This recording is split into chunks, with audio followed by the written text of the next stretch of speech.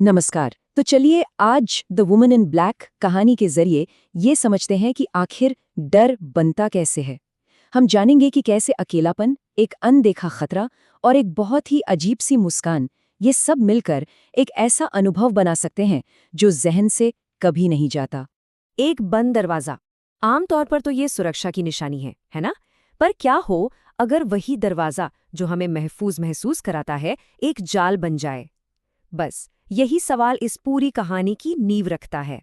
तो सबसे पहले बात करते हैं डर की बुनियाद की, यानी अकेलेपन की।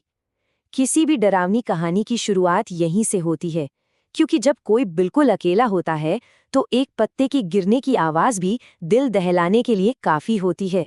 सिर्फ एक लाइन, मैं घर पर एकदम अकेली थी, सुनने में कितना आम सा लगता है ना? लेकिन यही एक लाइन हमें सीधा उस किरदार की दुनिया में, उसके अकेलेपन और उसके बेबसी में खींच लेती है। हम उसे महसूस करने लगते हैं। अब सोचिए जरा, माहौल कैसा बनाया गया है। मॉनसून की छुट्टियां हैं, घर वाले बाहर गए हुए हैं और घर भी एक सुनसान पहाड़ी पर है। मतलब एक ऐसा परफेक्ट सेटअप जहां हर एक चीज डर को और बढ़ा रही है। एक ऐसा जाल बुना गया है जहां से बचना नामुमकिन सा लगता है। तो अब तक था अकेलेपन का डर। अब कहानी आगे बढ़ती है और हमारे सामने आता है एक अनदेखा खतरा। वो डर जो सुनाई देता है पर दिखाई नहीं। और यहीं से हमारी अपनी कल्पना ही हमारी सबसे बड़ी दुश्मन बन जाती है। यहाँ देखिए तनाव को कैसे धीरे धीरे बढ़ाया जाता है। पहली घंटी बजी, चलो ठीक है कोई होगा। दूसरी घंटी, थोड़ा अजीब लगता है।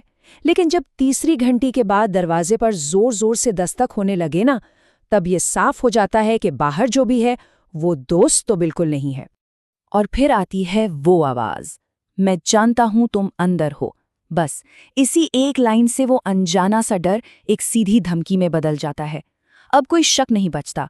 बाहर जो कोई भी है वो जानता है कि अंदर कोई है और पूरी तरह से अकेला है। और सबसे कमाल की बात पता है क्या है? कहानी हमें कुछ दिखाते ही नहीं है।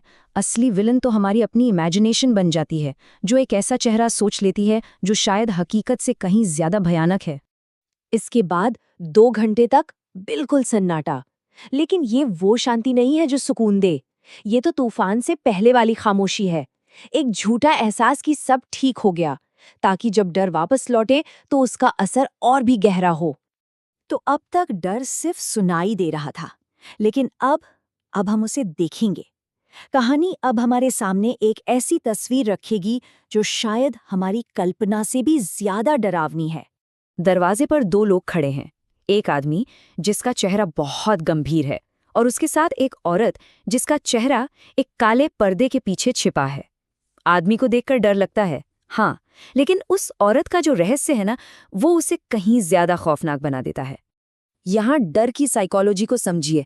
काले कपड़े, काली टोपी, छिपा हुआ चेहरा, लेकिन उस अंधेरे से झांकते हुए लाल होंठ और एक एक बहुत अजीब सी मुस्कान।